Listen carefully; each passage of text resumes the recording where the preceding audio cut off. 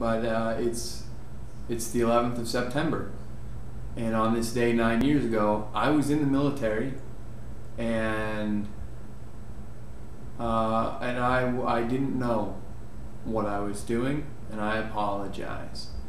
I was part of a it's basically it's a mobile death camp, if you will. That's what a military is.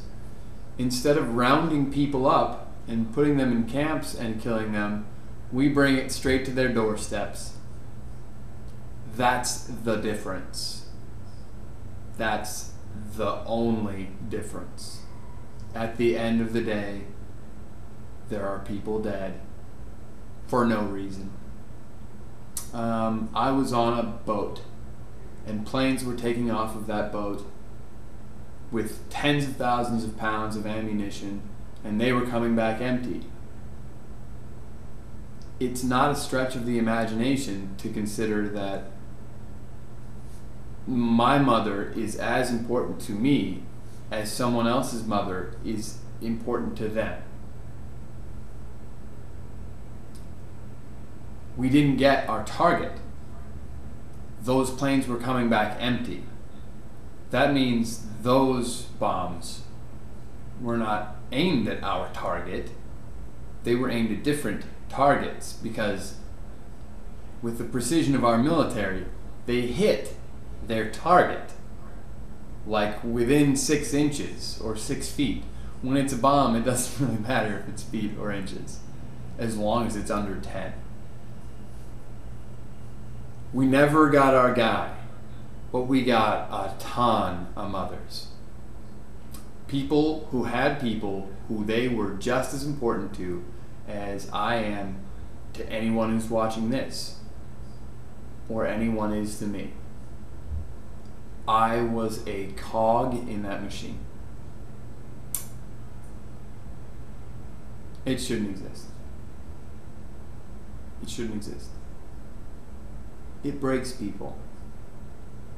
My father is broken because our country had a military and a president with a giant dick to wield it.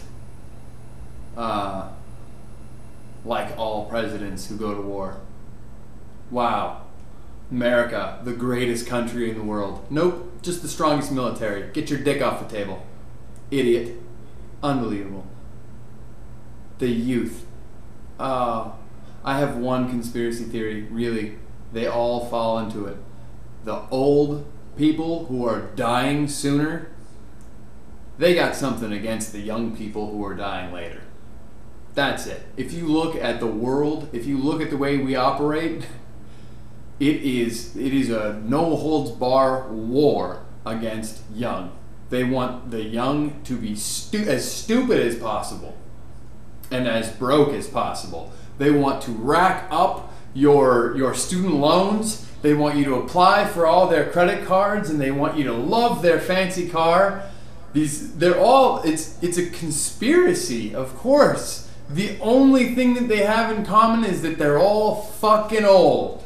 All of the producers, all of the CEOs, all of the politicians, they're all fucking old, and none of them give a shit about you or the rest of the world that's going to last longer than their 10 remaining pathetic years. That's the world we live in, everybody. Hooray!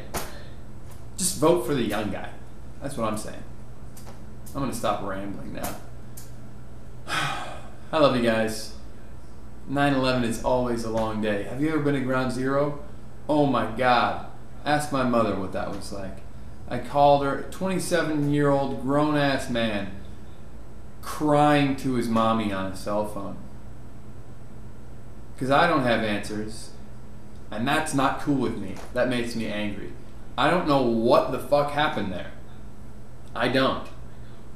I know that buildings fell down with people in them in a fashion very much resembling and physically identical with controlled demolition.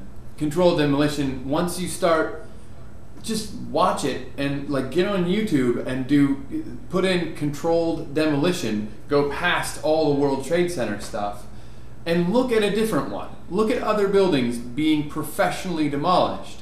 Look at ones that didn't go well. Those are professional demolitions that go wrong, and look at what the buildings do. And if that's true, then that means someone had access to the buildings, and that meant like it's a chain of events, it's a chain of logic. Let your own mind do the thinking. But look at it. Take a second look. Look up World Trade Center Building 7, for crying out loud. It just fell down at 5:30 in the afternoon or whatever, and the BBC reported on it before it happened. There's a London correspondent standing there talking about a building that's fallen down, and it's in the background still standing. I don't know what to think of that. So when I got to ground zero, I was like, there are 3,000 here. If all of those people had 2 family members, that's 9,000 people. Plus another 4,000 who have died in the military operations. If all of those people have 2 family members, now we're up to 12 plus 9. I mean, it starts to compound in a way that if you look at it in the myopic vision of American lives, what the fuck have we done? And then when you consider Iraq and Afghanistan, and the fact that those are hundreds of thousands, like we're adding a digit to every single piece of math that we do, and those are human beings. And it's okay to hate them in this country. It's okay in some people's minds to be angry at them. I don't get it. Somebody explain this to me. Somebody explain this. Somebody explain to me how we are not our own worst enemy. The guy going around in 5th grade beating the crap out of everyone might not be the biggest guy in high school. He's his own worst enemy, isn't he? Because he's an asshole. And then he grows up and he finds an asshole that's bigger. He's an asshole to him, and the asshole rips him a new asshole. Hey, that's just logic, people. Like, if you fuck with someone for long enough, they're gonna go postal on you. It's unbelievable. And they haven't in 9 years. Where's the enemy? Oh, I'm just gonna stop. I love you guys. Live life.